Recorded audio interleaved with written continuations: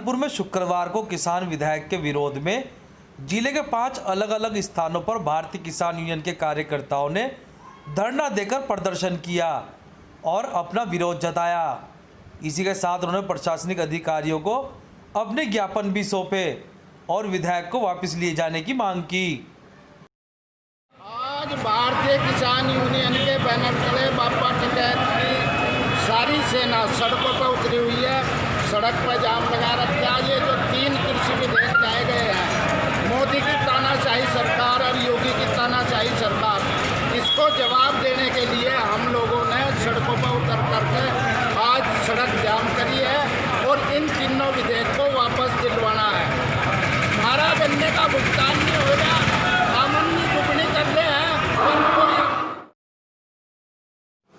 सहारनपुर में चाचा द्वारा अपने भतीजे का अपहरण कर हत्या कर देने का एक मामला सामने आया है। मिली जानकारी के अनुसार बीती गुरुवार की रात डोली खाल में जब घर के बाहर खेल रहे 7 साल के बच्चे का अपहरण हो गया तो परिवार से लेकर पुलिस तक में हड़कंप मच गया।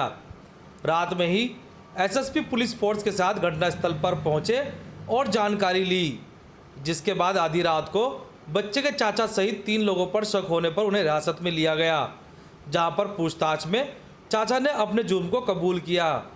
जिसके बाद पुलिस ने चाचा की निशानादेही पर किशनपुरा नाला पटरी के पास से बच्चे का शव बरामद किया। देखिए, कल रात की बात है। थाना कुतुबशहर के ढोली खाल क्षेत्र का एक बच्चा जिसकी उम्र लगभग 6-7 वर्ष की थी, वो शाम को अपने घर से जो गायब हो गया और उसके बाद में उसके परिवारजनों ने अपने एक रिश्तेदार है जो दिल्ली में रहता था, यहाँ पे आया हुआ था, बच्चे का चाचा लगता रिश्ते में, तो शक जाहिर किया। पुलिस के द्वारा तुरंत ही इसको जो है इसमें कार्रवाई करते हुए उससे सख्ती से पूछताछ करी गई और तमाम सीसीटीवी फुटेज और इस तरह के इलेक्ट्रॉनिक सर्विलांस सबका सहारा लिया गया।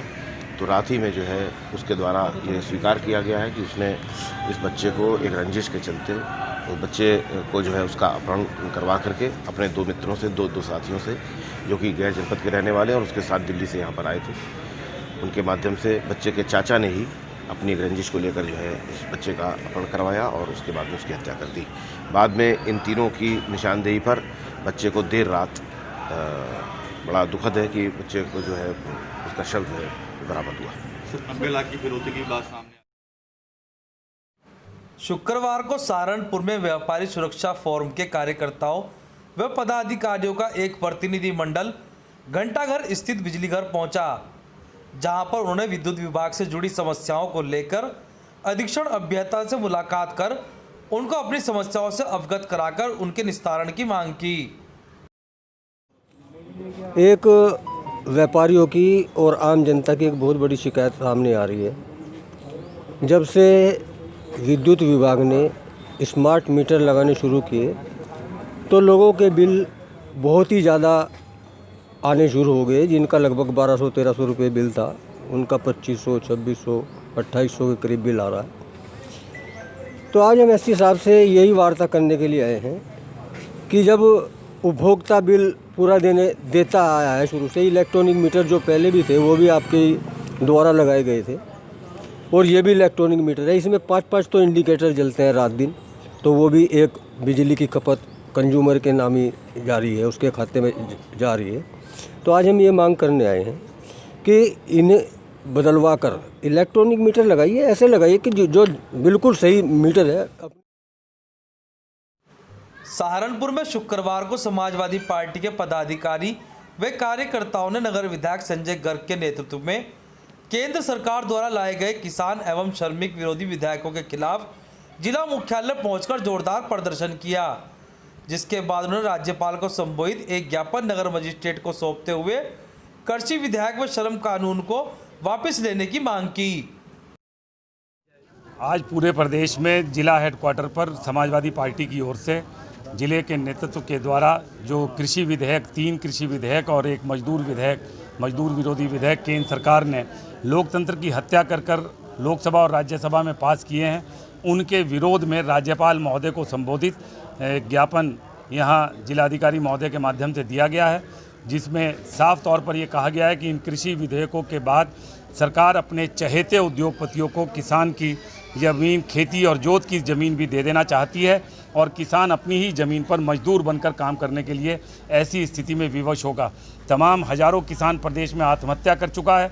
यहाँ उसकी खाद नहीं मिल रही, जितने इनपुट्स थे, डीजल के दाम महंगे हो गए हैं और उसे दुगनी आय का बहाना देकर जिस तरह से पहले इन्होंने ई बाज़ार के नाम से 2 साल पहले इसी तरह का चकमा देने की कोशिश करने का काम किया था, इस बार फिर दोबारा इस सिस्टम को तोड़ने की कोशिश करते हुए ये अपने चहेते।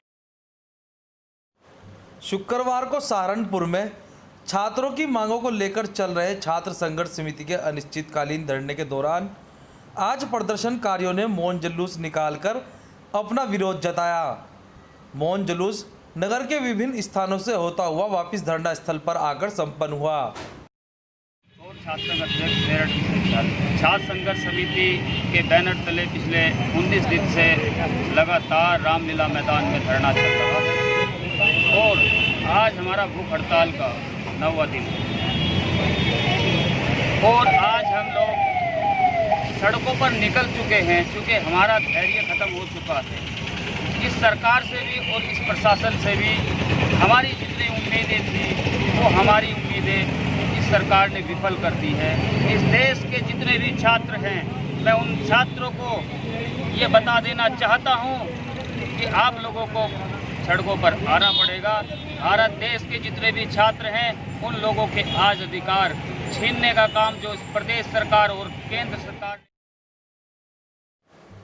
सहारनपुर के गांव पहानसू में 22 सितंबर को एक अमरूद के पेड़ पर संदिग्ध परिस्थितियों में 15 वर्षीय मोहित प्रजापति का शव मिला था, जिसमें आज मोहित के परिजनों ने हत्या का आरोप लगाते हुए एसएसपी ऑफिस पहुंचकर मामले की जांच कराकर आरोपियों की गिरफ्तारी की मांग की। फौजी श्यामपाल प्रजापति। क्या मामला? मामला ये है, ये 15 साल का जो मोहित प्रजापति पुत्र श्री देवीलाल प्रजापति, गांव पांचसू, थाना रामपुर मनियार, जिला सहारनपुर, जिनकी 22 तारीख को निर्मम हत्या कर दी गई। और ये जो सुशील चौधरी का ट्वेल है, उसके खेत पर एक अमरूद का पेड़ है।